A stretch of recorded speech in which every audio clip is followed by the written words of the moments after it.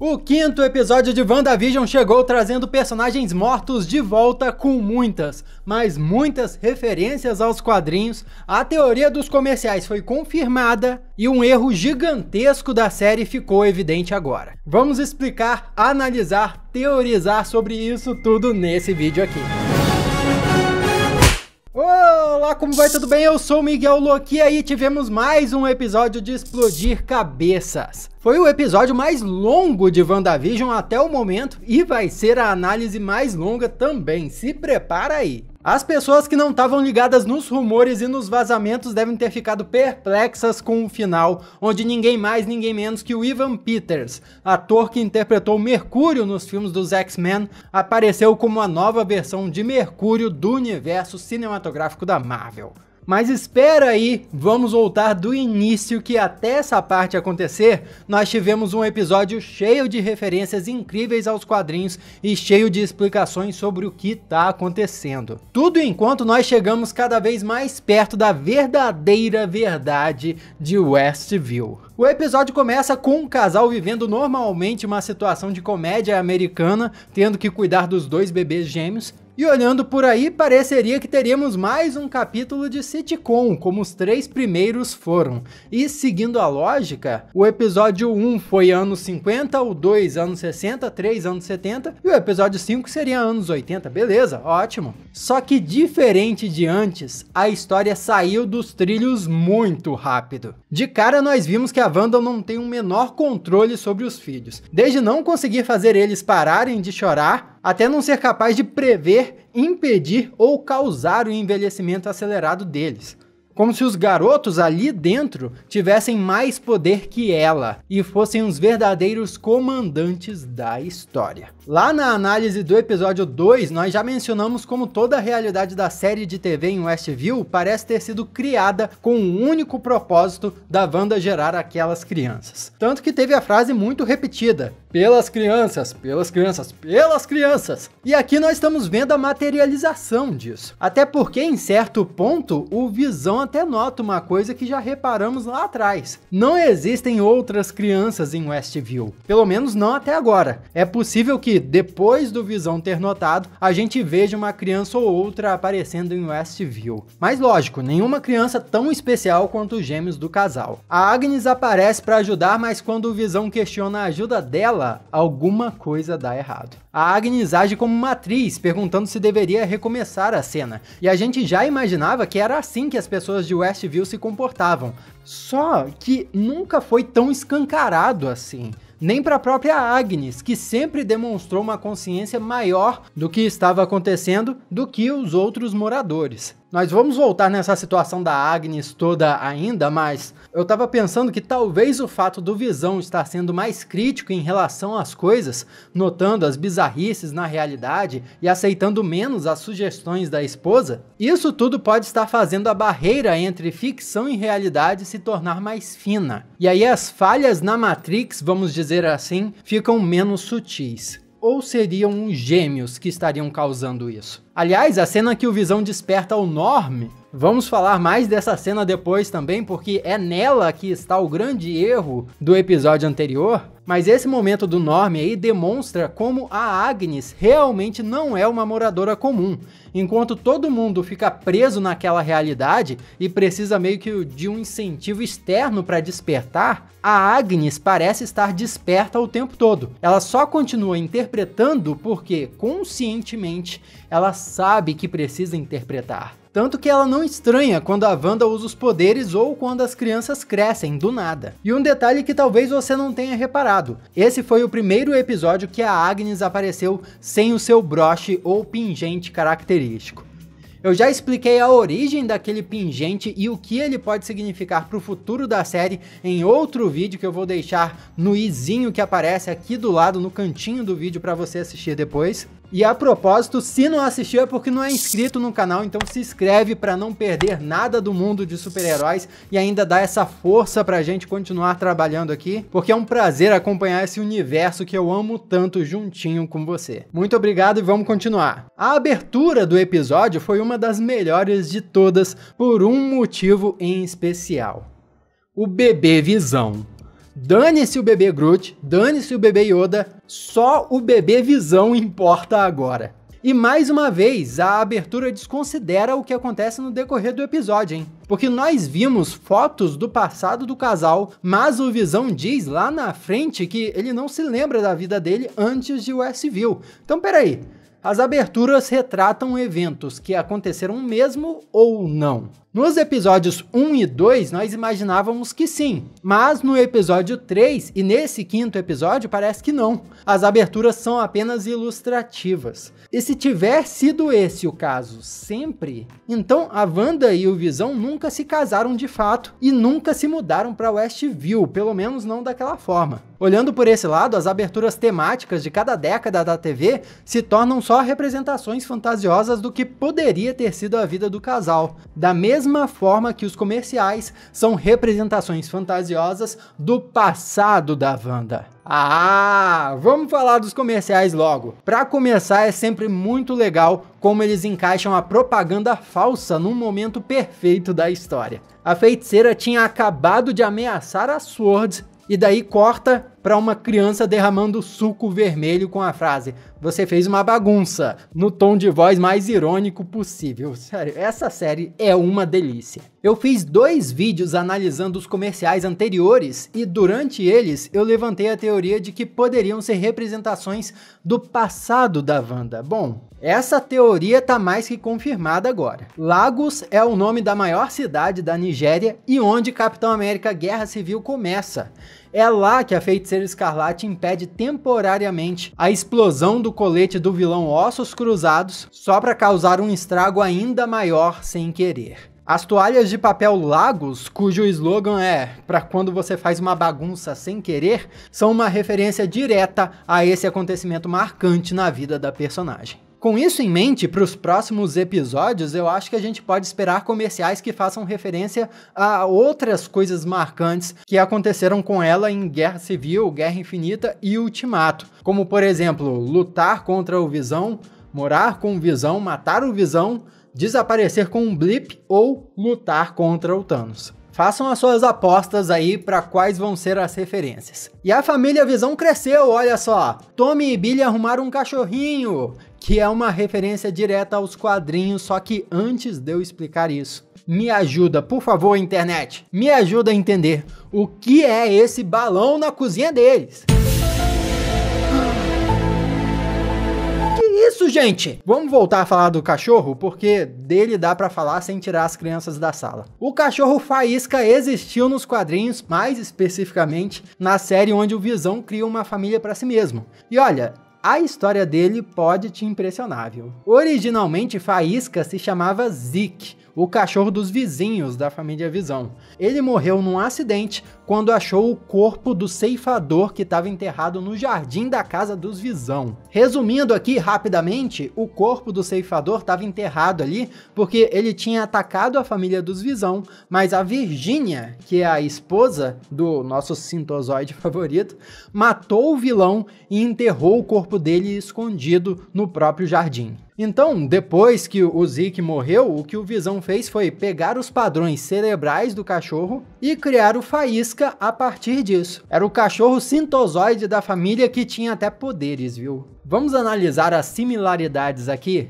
Na série, Faísca também era um cachorro do vizinho, entre aspas, já que ele estava perdido. E ele morreu depois que supostamente comeu folhas da azaleia do jardim da Agnes, só para depois ser enterrado no jardim pelo Visão. Poxa, é bem parecido mesmo, mas é óbvio que o maior propósito desse cachorro no episódio não foi só fazer essas referências. A adoção desse animal foi o pretexto para a Wanda falar sobre várias questões relacionadas à vida e à morte que vão de encontro com o que ela está supostamente fazendo. Primeiro, ela diz que cuidar de um ser vivo é uma grande responsabilidade. De certa forma, Westview está sendo o aquário dela, né? Depois, quando o bichinho morre, ela dá um sermão para os filhos, dizendo que eles não podem envelhecer mais só para fugir do sentimento de tristeza e de luto. E, poxa, Westview não tá ali só para ela fugir da perda do Visão? E depois ela continua, dizendo que há regras na vida e que nós não podemos reverter a morte.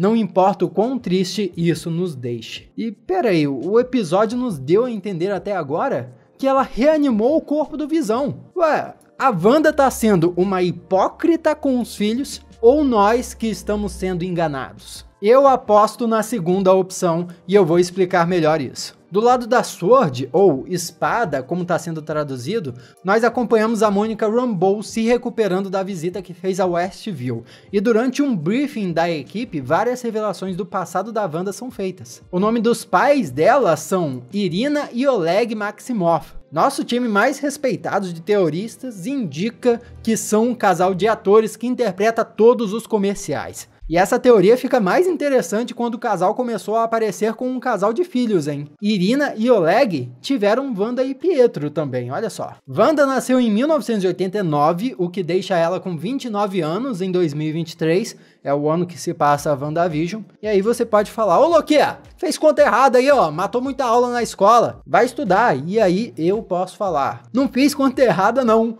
porque ela sumiu no blip, não foi? Então ela pulou 5 anos de história. Por isso que ela tá 5 anos mais jovem do que deveria estar. E também descobrimos que a Wanda realmente não tem codinome ainda.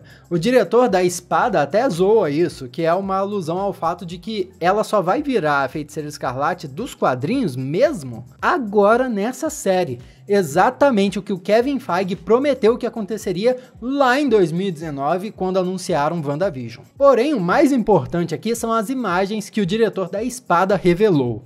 A Wanda invadiu violentamente a localização ultra secreta do cadáver do Visão. Antes de mais nada, vamos refletir nisso aqui. O corpo do Visão estava em Wakanda. A Espada tomou posse dele desde os acontecimentos de Guerra Infinita? Isso significa que estão há 5 anos fazendo experimentos no corpo do Sintozoide? E poxa, se você achou triste ver o corpo do Visão caído em Guerra Infinita, imagina agora. Que trágico ver o corpo do Visão todo desmembrado daquele jeito, que cruel por parte da Sword fazer isso. O que nos leva diretamente ao diálogo do episódio anterior. A agência mudou o foco e estava investindo em inteligência artificial, robôs e nanotecnologia. Será que eles tiraram essas tecnologias todas dos estudos que estavam fazendo do corpo do Visão? A carcaça do Sintozoide pode ser a responsável por toda a nova era de desenvolvimento da Espada. E começando uma teoria aqui, talvez o roubo da Wanda possa ser o responsável pela Espada mudar o seu foco no futuro de novo e voltar a investir em astronautas, o que já deixa um gancho para a apresentação do Quarteto Fantástico. Eu vou falar mais sobre a grande referência do Quarteto Fantástico nesse episódio daqui a pouco, tá? Calma aí, segura, pega uma água, porque a gente precisa terminar de falar desse negócio aí da Wanda, poxa. O episódio em si e o diretor Hayward enfatizam pra gente que a Wanda roubou o Visão e o ressuscitou, o que faria dela uma hipócrita na lição de moral que ela deu pros filhos. Se isso for verdade, o instante do episódio 4, quando ela olhou pra trás e viu a carcaça do Visão, era a carcaça dele mesmo ali, tipo, o corpo morto que ela tava reanimando. Porém, essa pode ser uma forma complexa da série nos mostrar a verdade. Aqueles ensinamentos de não fugir do luto, não reverter a morte e ter responsabilidade pelas coisas vivas, pode ter sido a verdadeira Wanda falando. E a gente pode teorizar isso porque o diretor Hayward também explicou como ela teria desrespeitado as próprias vontades do Visão de não ser uma arma de ninguém. Desrespeitar as memórias do homem que ela conheceu mais que ninguém, do homem que ela amava, talvez fosse o tipo de coisa que ela jamais faria. Existe uma incoerência aí, você tá percebendo? E essa incoerência é explicada pela anomalia Maximoff.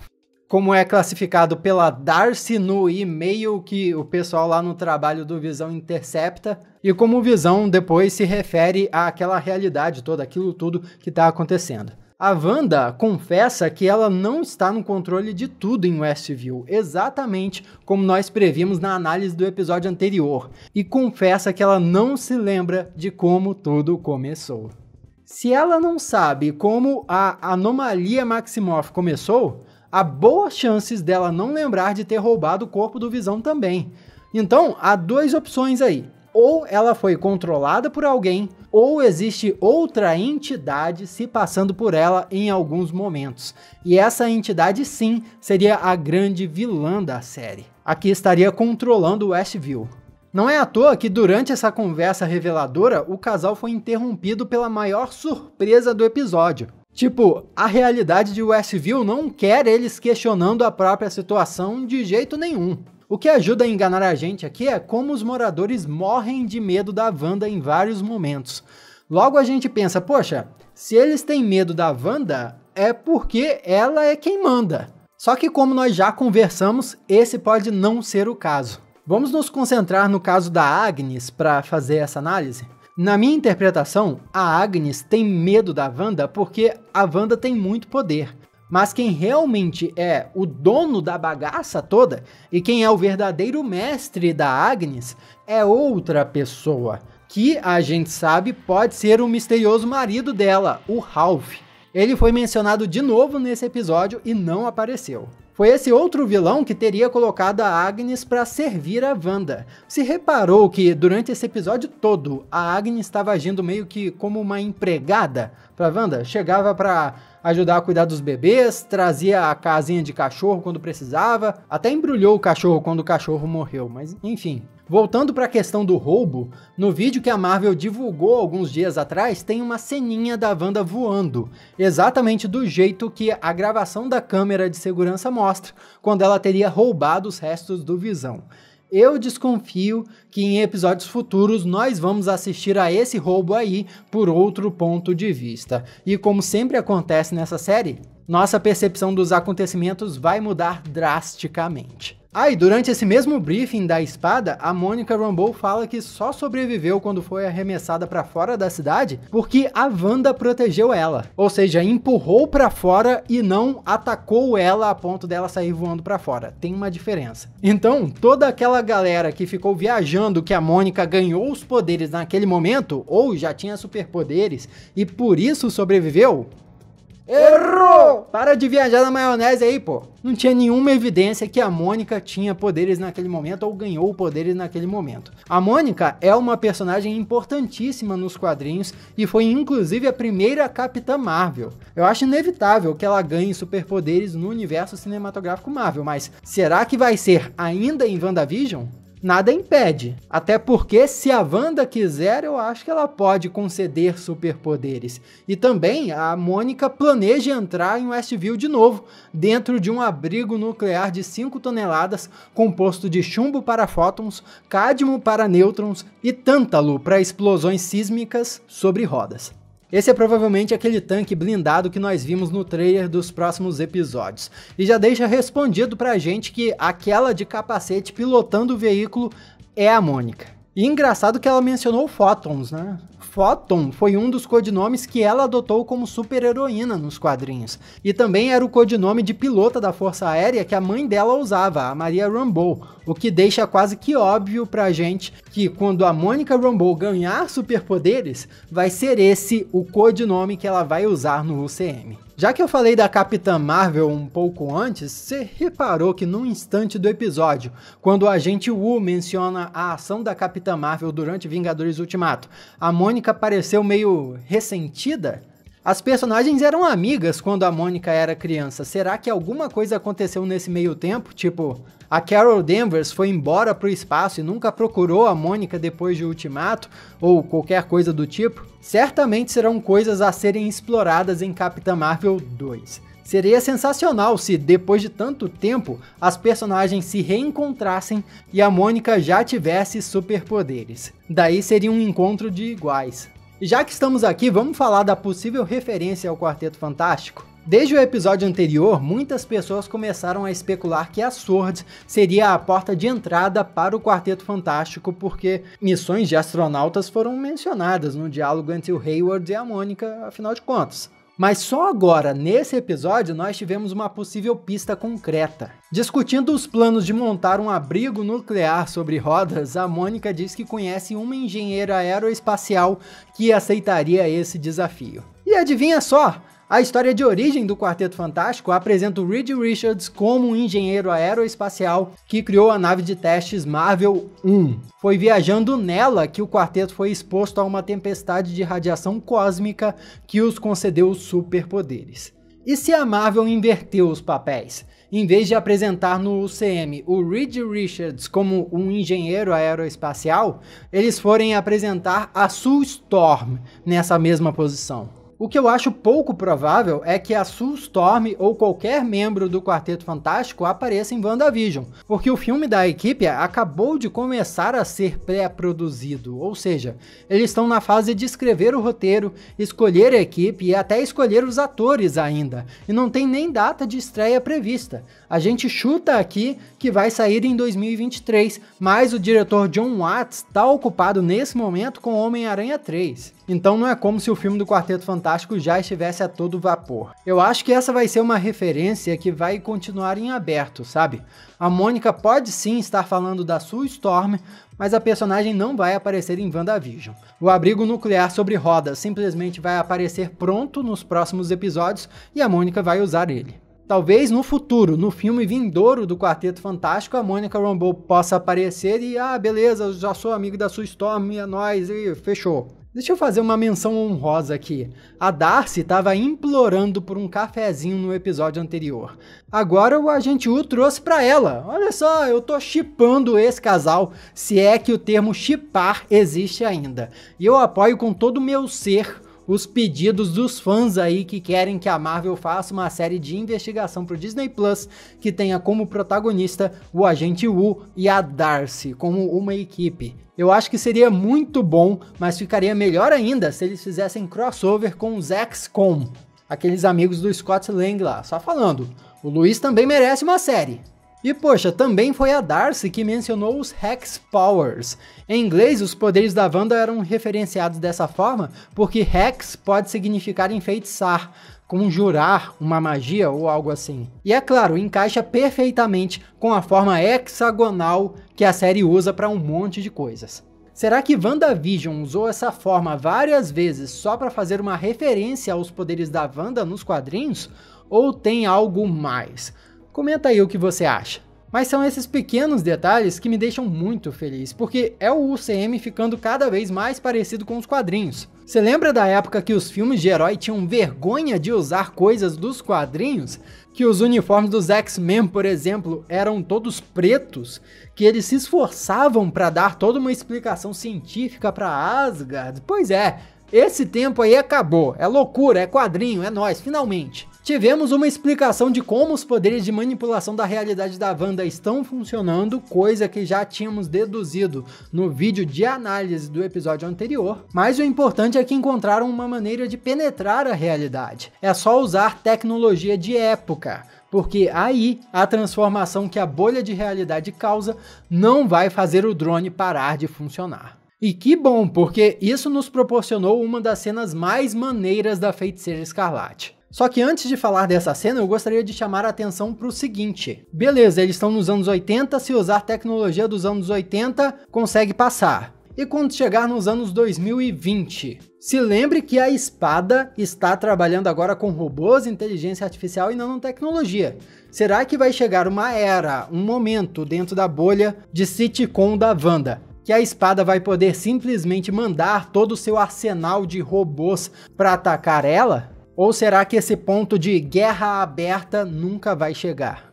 Pois bem, a Wanda chegou lá e encarou o pessoal da espada. Eu acho que ali ela estava mais ameaçadora do que quando encarou o Thanos. Se a personagem tivesse esse nível de poder durante Guerra Civil, a única pessoa que venceria aquela batalha toda seria ela. E olha, a cena fez um ótimo trabalho em deixar as coisas em aberto. Ela pode ser interpretada ali tanto como uma vilã quanto como uma vítima que perdeu o controle da situação. A única coisa que foi estabelecida com certeza foi a guerra entre Westview e Espada.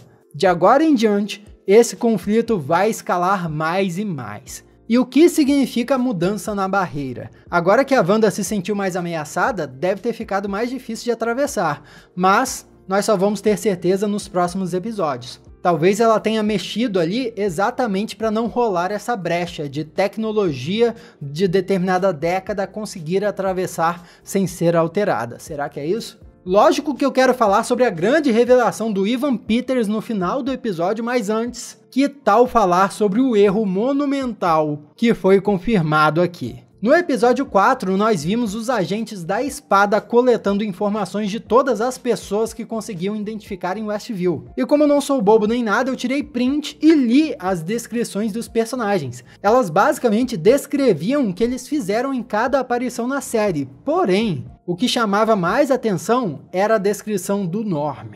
Lá disse que ele expressava preocupação com o pai e a irmã, e que essa informação foi obtida quando o Visão despertou ele. E isso foi muito estranho, porque nada do tipo tinha acontecido até então na série. Porém, chegou o episódio 5, onde exatamente essa cena aconteceu. WandaVision deu spoiler pra gente sem querer. E isso foi um erro não só pelo spoiler em si, mas também porque era impossível para os agentes da Espada saberem essa informação antes do episódio dos anos 80 acontecer. Provavelmente essa cena foi filmada para entrar no episódio 5, só que na hora da edição lá, colocaram no episódio 4, e aí ficou esse erro e esse spoiler oficial numa produção da Marvel para sempre. A não ser que daqui a uns dias a Marvel Studios corrija digitalmente isso aí e aí acabou. Você tinha reparado nisso? E o Pietro Maximoff?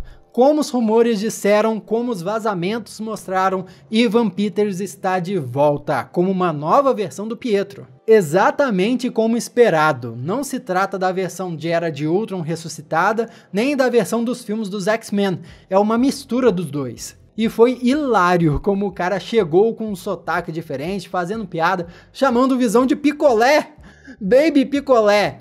Antes no episódio a Wanda contou para os filhos que ela tem um irmão e ele estava muito longe dali, e isso deixava ela muito triste. Mas essa fala foi muito estranha. A gente sabia que o Mercúrio morreu e a Wanda sabia também. Considerando todo o discurso dela de não trazer os mortos de volta à vida, ela provavelmente não esperava ver o irmão de novo. Dá pra ver pela cara de surpresa que ela fez quando o Mercúrio chega. Ela teve até uma dificuldade de reconhecer, parece. Então, seja lá quem trouxe o Pietro de volta, mesmo que tenha sido uma versão alternativa, fez isso sem que ela soubesse. Da mesma forma que pode ter trazido o Visão de volta sem que ela soubesse também. E aí essa vontade oculta, vamos dizer assim, né, esse vilão escondido, teria feito aquilo tudo que a gente já discutiu sobre o roubo dos restos do Visão e etc. O que eu mais espero agora é que o Mercúrio use os poderes. E espero que faça isso da mesma forma épica que foi nos filmes dos X-Men.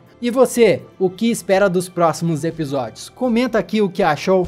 Aqui do lado tem outros vídeos para você clicar, continuar assistindo. Pô, deu um maior trabalhão fazer essa análise aqui, pô. Dá uma força, dá uma moral aí. Continua assistindo aí. Muito obrigado pela sua companhia até aqui. Eu sou Miguel Loquia. E a gente se vê na próxima. Ô, cabelinho. O meu cabelinho.